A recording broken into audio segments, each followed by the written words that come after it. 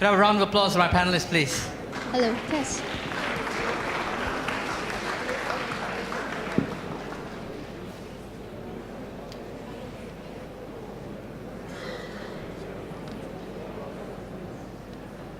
Hello, test.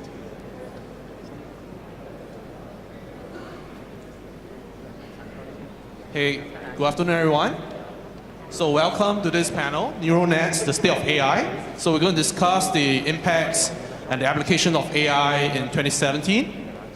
So today we have 4 excellent panelists, and they are all from different verticals, specializing in different aspects of AI. So in 2017 and in 2016, we have seen lots of stories about AI. You know, global companies like IBM with the Watson play, Google open sourcing TensorFlow, as well as Tencent's and Baidu's involvement in AI, and Amazon's Alexia device. There's a tremendous impact with the constant improvisation and the application of AI in our global daily lives. So most famously, you know, Andrew Ng from Coursera has once said, you know, eventually AI will become electricity, and it has the impact to globally change our lives and in different industries around the world. So today we are here to hear more from our 4 panelists, and let's hear from Annabelle, who will do a self-introduction. Hi everybody, can you hear me loud and clear? Okay. So hello, I'm from SmartCow.ai. So what we do is we build edge computing devices for companies to deploy artificial intelligence. So what is edge computing? It's pretty much a decentralized computing platform that can operate without the internet for people to deploy artificial intelligence driven solutions as well. So we build softwares on top of this hardware, and we also market it to them. So yeah, that's pretty much in a nutshell what we do. Okay, Praveen. Hello everyone. My name is Praveen Velu, and I'm the co-founder of a company called Mimetic.ai. We've built a personal scheduling assistant called Evie. I don't know if anyone's heard of her. Okay, I'll tell you a little more about her later on. Why did we do that? Well, we came from big company careers before this, where we spent half of our days taking meetings and the other half of the day arranging meetings for the next day. And then we realized that just a lot of our time is spent on very low order administrative tasks. And the best way we thought of solving that problem is to hire people to take on that task, but headcount's not always a luxury. Plus, we're also at that point where technology can start to take on some of these tasks. So we've built an assistant called Evie. Today she schedules meetings, but that's just where we're getting started, and maybe we'll talk a little bit more about the rest of it soon. Hi, my name is Shankar. I'm a co-founder of Active Intelligence. Active, not artificial. I believe we are very early stage in artificial intelligence as such. We focus on enterprise financial services specifically, and we're building an enterprise AI platform for financial services. If you're from a financial industry or have an experience in that, in the last 40, 50 years, there are core banking services, which is very structured data, the way it functions. And we believe the future is going to be very much unstructured. And the financial services has to build a platform which caters to the unstructured data. So that's the platform which we have built. We have a platform and an AI stack on top of that. It's called Morpheus and Trinity. Hi. Hello everyone, my name is Tan Din Wee. I'm from the National Supercomputing Center of Singapore. And I'm really pumped up because all you guys here, seated here, are really doing really fantastic, exciting stuff. I've not met any one of you here just yet, I just came in. And I'm sure all of you are doing really fantastic stuff in AI. And if you're not, I seriously believe, based on the faces in the crowd here, that all of you are thinking about how I can get on board to doing some AI. And first thing you think is, okay, I need to get a cheap PU accelerated machine or whatever, right? Well, the good news is I'm from the National Supercomputing Center of Singapore. I have 1 petaflops of supercomputing power, 30,000 cores. I have 128 GPU accelerated nodes, K40. I'm sorry, it's kind of old, but we're working very hard on building an AI platform to provide solutions, services to all of you here, as well as all of you out there. to give you easy access to a platform whereby you can try all kinds of things. So we are talking with NVIDIA and quite close to working out a deal. And we hope to buy not just one, but a few DGXs to create that AI platform. We are also looking forward into the future about how we can best fit a supercomputing platform that can help you combine AI with big data that you process on a daily basis. Thank you. Thank you, panelists. So before we deep dive into the topic, people are very confused about what's the definition of AI, machine learning, and deep learning. So Praveen, could you help us out and define these topics? So I think AI is not a new concept. It's been around for a very long time, and I think there have been 3 generations of AI. The first generation is what we call handcrafted knowledge, where basically experts in a certain domain would take, for example, tax software that helps you file your taxes. Tax accountants will take their knowledge, work with software engineers, and they write software with rules, right? To go in there and just compute your taxes and get all that documentation in place. That first generation AI was very good at reasoning, but it almost did no learning at all, right? We're now in the second generation of AI, where we're using statistical learning methods, and the method that has had the best results so far is something called neural nets, which is basically taking inputs and then running hundreds of thousands of iterations to generate outputs. So this is a picture of a cat mapped to the word cat. This is a picture of a cow mapped to the word cow. This is an angry person, early stage investor, that kind of thing, right? So the way we've been able to do that actually is because of the proliferation of smartphone camera phones. Because people are always taking pictures now and they're uploading it to the internet.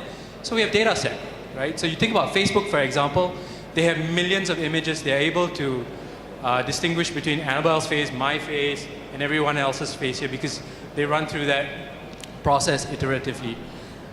What it still doesn't do well is contextually understand the world, right? So here's where people who are afraid that AI is going to kill all of us can take some heart. Because it still has no conception of our world, and it has no idea what it is doing. It doesn't have the capacity to emote. It doesn't have propensity for moral rectitude and that kind of thing. That's probably the next generation, and that's being worked on right now. I have a different view on this. We are still in the AI, which is automation intelligence, rather than whatever you're talking about is automation. It has a lot of data. Take the data, parse the data, and show that. The real artificial intelligence, the end state of artificial intelligence are us. This is the end state, or this is going to be the end state, what we are building ourselves again. If you've ever read Arthur C. Clarke, and there was a book called City of Stars, City and Stars. There's a city which is diaspora, and computer runs the entire city, and it actually produces human being from the city whenever they need it, and it has memory. Each human has the past memory, and it's all cyclical. The computer is generating it.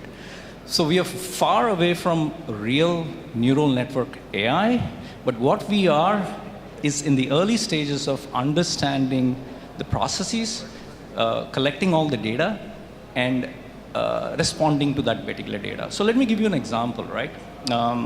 You're driving a car.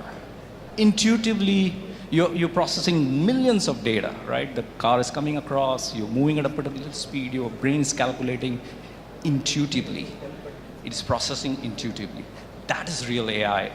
To reach that intuitive stage, which we can't even figure out how to achieve that state, but it's called intuition. And that's the state we are trying to figure out, and it'll probably take years to reach that stage. So I believe, and this is my opinion, that we are in the automation phase and understanding the automation and taking to the next level of the automation. And that's where we are. I think Shankar is right? And if you look at AI today, it's very good at perceiving tasks, like matching images, for example. But what we're doing is really cognition, and we don't have a clear picture of how that works, so we're not able to replicate that in artificial systems. Shankar, right? Don't these AI systems already prove prediction pretty well? Not just automation, but also prediction, right? So it's very verticalized, right? So the example he's given about the cat. So Google took, I think, millions of processing, a couple of years. They are able to identify the cat, right? So you have one particular platform one particular algorithm which identifies cat. So let me dumb it down, right, in a very simple manner. So let's assume we are 5 of us. We are just born today, right? We're born. We come out with a brain, which is a basic algo, which is an AI stack brain, which is sitting here. And assuming 20 years, and we all are trained the same way, the machine learning. So you train the same way, you initially understand the rules, and you learn. In 20 years' time, she's a mathematician. I can never be a mathematician, all right? He's a scientist. I may be a sportsman. We all have the same brain, same algo here, but we all end up in a different form or expertise in different form. To come to that cat story, one particular AI stack or algo can identify the cat. Now, if you want to replicate the same thing to another algorithm, it has to learn. So it is not what I call it transient across multiple AI algorithms, right? So how do you get that across? I don't know. We're way far away from that, right? So I think adding on to what Shankar said is, AI is not what we think it is now. This really super smart, intelligent thing. So when you look at AI, we need two things really: data and more data. So I mean, AI, like as what he said previously, is that it has been around for quite a long time, and we are on the second generation of AI already. So why is it that long time ago we weren't able to achieve what we achieved today? I mean, we had movies like Artificial Intelligence by Steven Spielberg, War Games, all these classic films where they say robots that depicts all these smart robots. So what happened since then? So I would attribute right now the success that we've achieved in AI due to hardware in terms of computational power, because now everything is plugged in, right? Everything is generating data, and now we have the computational power to compute all of it. So that's also tying in with what NCSS is doing, right? NSCC, National sorry. Supercomputing Center of Singapore. NSCC is doing NSCC.SG. NSCC.SG, pardon me. And it's also a little along the lines of what we are doing. So what we are doing at SmartCow is trying to make AI accessible to everybody by coming up with a safe, reliable, and affordable computing platform that has 1.5 teraflops of computational power. We are also incubated by NVIDIA. Yeah. Just imagine, I'm going to refer to another Arthur C. Clarke book, right? He says Jupiter, which is guru in Indian terminology, is actually, guru means teacher, is a large server farm. It's a large server farm. That means 100 times of what, billions times of what he's we're working hard on that. And we are thin clients, like whatever I see is actually recorded somewhere. Just imagine, and that's why I meant that we are probably an end state, a certain state in AI where we're going to be and we call that human, right?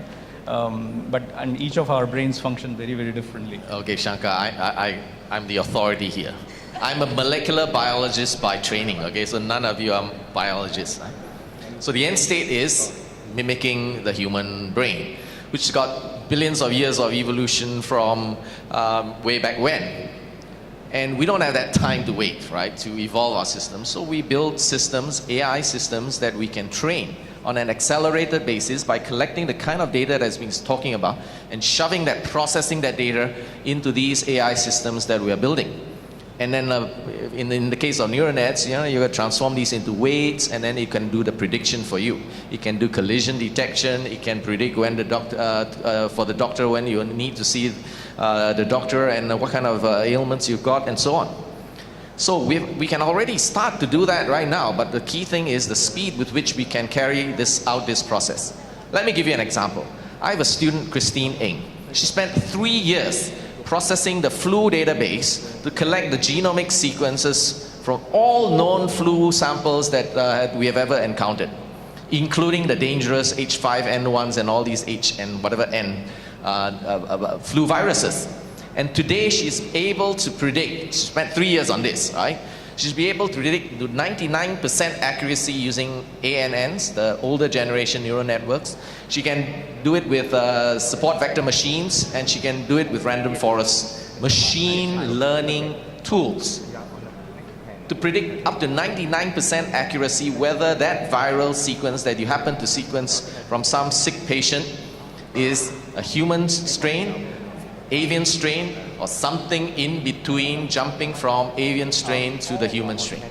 99% accuracy, that's as good as any doctor can go. So with that capability today, we are saying instead of spending 3 years, you can crunch that up into a matter of days, minutes perhaps, we hope, by processing this using huge multiple layers of neural net nodes. Many of them scale up across so that the whole chunk of data in the entire database can be swallowed up and processed into weights such that their trained black box can immediately predict for you whether it's avian, it's okay, or it's jumping, or it's human to human transmission, which is pretty bad. So this is what the state of the art is today. And what we need is people like you out there to take that big data in whatever area that you're involved in, address the problem with the big data that you're accumulating. And I think that with all of you in this audience here and with the panelists here, you are well on track to be able to do a lot of predictive stuff that really will make a big difference in the way we operate. There's a fantastic business use case for insurance tech there. So I mean, adding on to what Dr. Tan has said, other than accuracy and latency, right? 99% accuracy and like in a split second in terms of latency. I think the state of AI right now in terms of how portable it is and how accessible it is. So you can always send it up to the cloud. You can have it on a portable device that you can carry down. So one of the use cases that we've seen in SmartCow, one of the clients that came out, it was a beautiful use case, one of my personal favorites. So in, let's say, blood testing as well for malaria. This company want to do blood testing for malaria, and how the traditional process is, this man hikes through the jungle, collects the blood sample and hikes back to the lab, and he has a limited quantity of blood samples that he can collect because it's biohazards. So if the person actually has malaria, and by the time they go all the way back to the village to deliver the news, the malaria will have progressed in terms of stages, and you're not detecting it early and fast. So if we have this edge computing board that we sold to them, so they are bringing this board loaded up with their neural net models to test for malaria, and bringing it down to the village so they can test it for the whole village on site without the internet.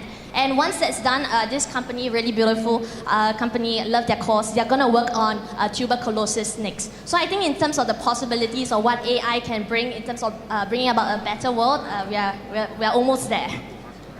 So that's all true, right? But I think you also have to ask yourself, the one word that you keep hearing is large data sets. What happens if you don't have large data sets? Then how do you run these neural networks? That's one problem.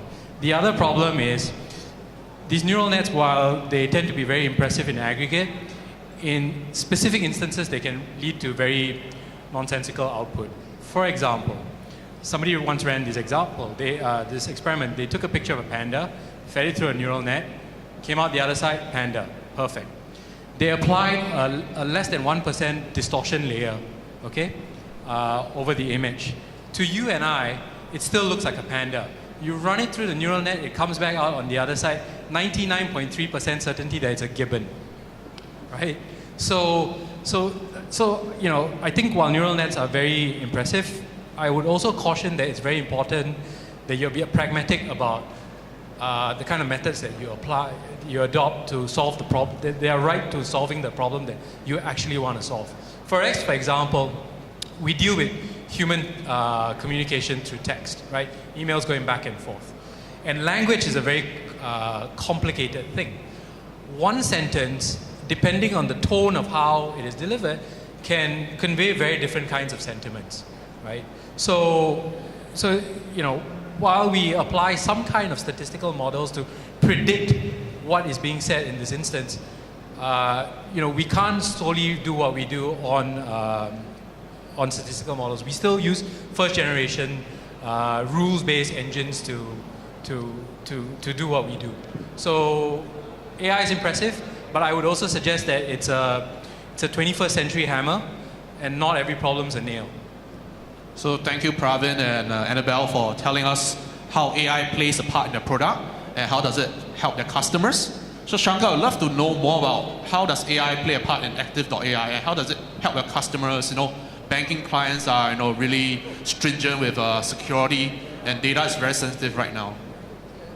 Yeah, I think, well, as I mentioned, that we build a platform, and we see that a lot of the future inputs is going to be from an unstructured data form. So I'll give you an example, a very simple example. If I call a call center, I say I lost my wallet, and I say I lost wallet, right?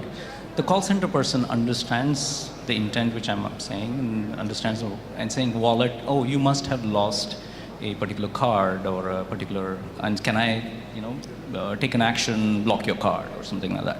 Now, if you feed that information to a machine saying I lost my wallet, it doesn't understand. What do you mean by wallet? Or what does it infer, and what does it can correlate to, right? Does the wallet, losing a wallet means that he's in distress? The tonality is in distress, so I have to assist and I have to engage with the customers. So this is a simple example of a multitude of things which can happen in the financial services space. So we have built a platform essentially to address the engagement of the customer through multiple channels. Channels can be any, if you can call or Alexa or a chat or whatever. But the ability to understand, empathize with the customer, understand the tonality, the language, and respond. And we are in the early stages, right? So bankers, if you notice, most of the banks are looking at bots and offering services. The product today, and in the AI challenge or the initial challenges are the understanding the inference, the entity, and the context is easy, but responding to that based on what you understand is the difficult part in terms of building an algorithm. So if you correlate the earlier discussion which we had, AI is very verticalized in terms of the machine learning today. What he does in his AI system, I cannot do in my system because I have not trained that training data into my system, and vice versa. So it's very verticalized, very focused. Essentially, you're building deep knowledge base and training that particular data into that. So we understood that the generic AI platforms like the TensorFlows or the algorithms which are built do not have specific verticality or expertise in financial services. So we built that. And that's what Active AI does. And we build the training models, which is built over the last 3 quarters, and the knowledge which we have. And out of the box, banks can deploy it on on-prem. It is not even in the cloud, it is on-prem. And that is a very different challenge because you need a lot of compute power. You need a lot of compute power, and in terms of financial services, you have 1,000 people engaging at the same time. How do you instantly interact? And so these are the challenges. We understood the market space, and we built a platform to address that. Thank you. So Dr. Tan, how do you help startups like these guys, who are looking for computing power, looking for expertise in AI, looking to evolve and progress? So do you guys operate a grant, or how does it work? Yeah, so if you are from NUS, NTU, A-Star, SUTD, where many startup companies are born, with your email account that you have with your own institution, within 5 minutes, you can log in, get your own password, and access the National Supercomputing Center's 1 petaflop system with 13 petabytes of storage, okay? Right from your campus or from wherever you are. And if you still don't know how to do this, my guys are at the back. Guys, where are you? At the back. The NSCC guys will be there to help you. If you need any help, come see me as well. But if you're not a member of NUS, not a member of NTU or A-Star or SUTD, take heart, because we have created a new scheme to allow companies, startup companies as well, any company for that matter, to sign up for a free test run on our system. For more details, we'll be announcing it tomorrow, but if you are in a hurry, you can always go back to our guys standing at the back and ask them for the name card and lodge and exchange name cards, and then we will tell you how to get on board. Thank you. So moving forward, we have seen the proliferation of AI, and a lot of people are saying, AI eventually become a service underlying all technology companies. We have seen like Apache being the dominant web server, Linux being the dominant OS for all tech companies, and MySQL, etc. So do you think any tech companies here, be it IBM, Amazon, Google, will develop a service similar to this and power all the tech stack around the whole world? Right now we have Theano, Cafe, TensorFlow, and Torch already installed on our system. So it's a very low entry barrier for you to get started very quickly. We are coming to that. We are building a specialized AI machine very soon. So if you have any software that I don't have right now, just let me know. All right, I will bend all the rules in the books to get you on that system. Okay? So that's my guarantee to you that we will pull out all the stops in order to create a platform whereby you have a low entry barrier to get yourself started on you processing large data sets and crunching them with AI learning machine systems. So I think what I do is a little bit from what Prof Tan is doing as well. So yes, there's really simple places that you can go and get started on AI. So for example, Facebook has a Torch Vision API framework. Google has one, Clarify has one. I do advise you to look them up.